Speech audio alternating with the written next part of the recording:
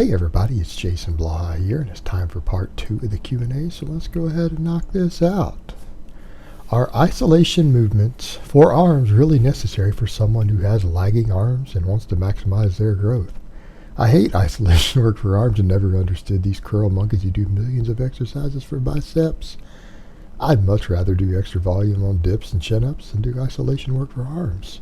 That being said, I still want to bring up my arms because they are lagging relative to other muscles. I have long, lanky arms, which makes me really good at deadlifts, 560 at 175 pounds, but it makes my arms look small. I already do bench press, chin-ups, dips, and overhead press. All right, brother, are they necessary? No, I don't think that they are. People have noted my triceps are growing, by the way. I've caught several comments of that.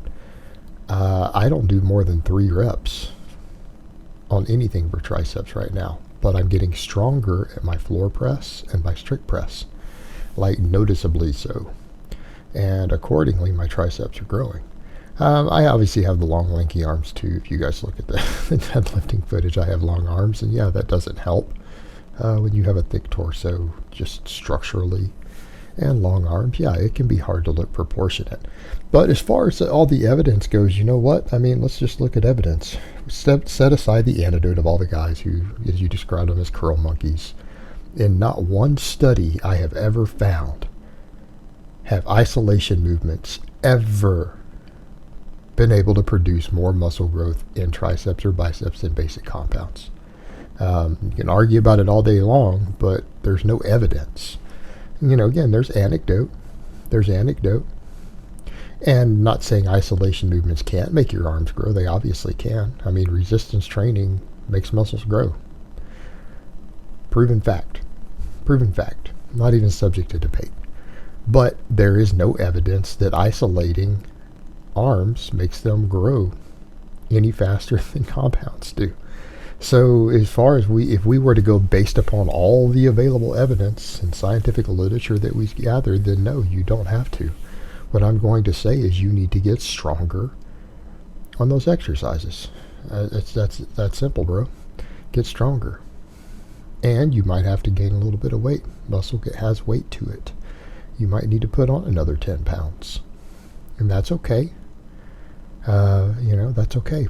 Slowly increase your calories, gain some weight, get stronger at your dips, your bench press, your overhead press, your weighted chin-ups, and your arms will continue to grow.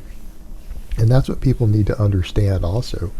I mean, there's plenty of guys out there, even YouTubers, who, they're juice monkeys and everything. But some of these guys who you're like, man, they got massive arms. I'll bet they do tons of tricep press downs. And then you realize what their pressing strength looks like, and it should make sense why they have massive arms. I mean, we can make fun of Myco Trent all that we want. The guy incline benches 405 for reps. I'm going to say that's probably a big factor in his big triceps. Same thing, you guys will look at Mike Rashid. The guy can do like 100 chin-ups. Benches over 400 pounds. Do you think that's why he has big arms, or do you think it's because he does some tricep extensions? Not hard to figure out, guys. All right, next question. For out-of-shape beginners, would bodyweight exercises be sufficient to build enough of a base to transition to weights? Would this be beneficial to learn one's body enough to do movements with weights correctly? Kind of a tricky question. I'm going to say if a person is capable of lifting weights, they need to be lifting weights immediately. Like, why waste time? If we know that, squats, bench presses, overhead presses, weighted chin-ups, rows, put the most muscle on you, recomposition you the most, why hold off to do them? If they're not strong enough to lift the barbell, get the women's bars. There's 20-pound bars. Find a 10-pound bar.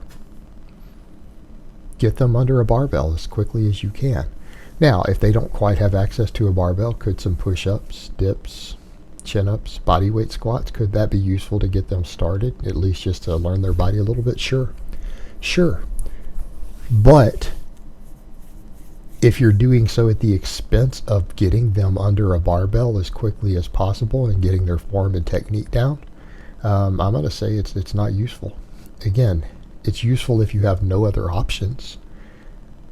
It's useful if you have no other options. But again, back to the point, are we trying to get an out of shape beginner into shape as quickly as we can and as safely as we can? Then you need to get them into the free weight section. You need to get them into the barbell section at the moment they are physically able and mentally able to do so. That's it. There's no point in delaying on this any more than you have to. All right, next question. Jason, I'm 43, 5'5", naturally stocky at 160 pounds. I work a skilled laborer's job. I've been lifting for a few months. What's a good novice program I can run without overdoing it in relation to my job? I'm inspired to run the squat program with upper body once a week you mentioned from your latest video. My upper body is naturally stronger and bigger than my legs. Any suggestions beyond that would be a decent starting point. I'm going to go out on a limb and say your upper body may not be as strong as you think it is relative to your legs. Just from the manual labor, your grip strength might be. And that's a good thing, because that means that you're going to be able to get everything to grow quick. Because if you've got a solid grip strength for manual labor, your deadlifts, rows, all that stuff is going to go up quicker. It's going to go up quicker for you, which will, the deadlifts will help with your lower body. So that's a good thing. I'm going to say run any basic novice program. You know what? If you've been doing manual labor for 15 or 20 years, you're adapted to the workload.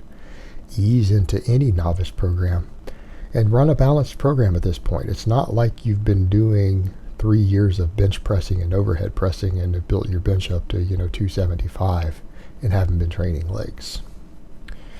So I'm going to say get on any novice program. I don't care whether it's one of my 2 novice programs, whether it's starting strength, Wendler stuff, whatever. Just get on any balanced full body novice program and you will be fine, brother. Get to it. And just ease into it slowly so that you can recover and adapt without overtraining yourself. All right, next question. Hey Jason, I am 39 and have spinal kyphosis. My deadlift seems like it's stalled in the mid 400s while my other lifts feel stronger by comparisons. Any suggestions on programming the lift to break through? Thank you. I wouldn't worry about the kyphosis. There are plenty of elite level athletes winning gold medals in the Olympics who have this problem. There are plenty of guys deadlifting 700 plus pounds who have this problem. Michael Phelps has this problem. Hadn't stopped him from winning more gold medals in a sport than any other athlete in history. I wouldn't worry about it. Your deadlift stalls sometimes. What I would say though, if your other lifts are going up, particularly squats and things like that, it's probably just a back weakness. Do a little more rowing, do a little more chin-ups, build your mid back up a little more. Build your mid back up a little bit more. If your squats are going up strong and the deadlift is stalling, your back is almost certainly the weakness. And if it's not your back, it could be your hamstrings. But you know what? It will all come up over time. As long as those other lifts are going up, your deadlift will eventually go up. That's been my experience. If your squats and your rows or your squats and your power cleans are improving, your stall and your deadlift is temporary. It will go up eventually, just from those other lifts going up, as long as you're still training it reasonably. That's all there is to it. All right, next question. Would running a Bulgarian type system every other day be effective? If so, how should it be ran? Would I have to add additional exercises to make up for the volume being every other day in comparison with every day?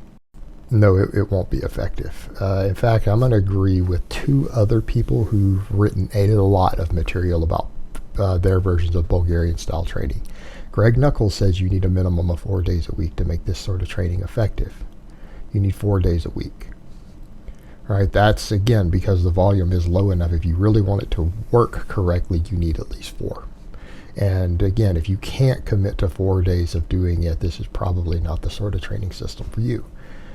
John Brose, on the other hand, says that, if I recall correctly, that doing it every other day will have a much higher risk of injury.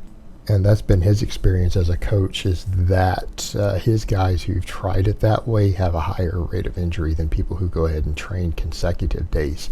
And a lot of it has to do with things like nervous system recovery versus connective tissue recovery. In other words, if you're doing the max lifts every day, your strength levels tend to be slightly fatigued as far as peripheral nervous system goes. That's on par with your connective tissue recovery, and that if you're spacing them out, sometimes you get stronger day to day than you should be, and the connective tissue still hasn't recovered enough to handle the new strength, and so people are just more likely to tear something. Now, I don't know how much truth there is to that, but that has been something that he's written about and said in the past, and he is considered to be an expert on this style of training. Alright guys, but that's really all I have to say on that today. I hope it's been informative, and I will talk to you guys next time in part 3.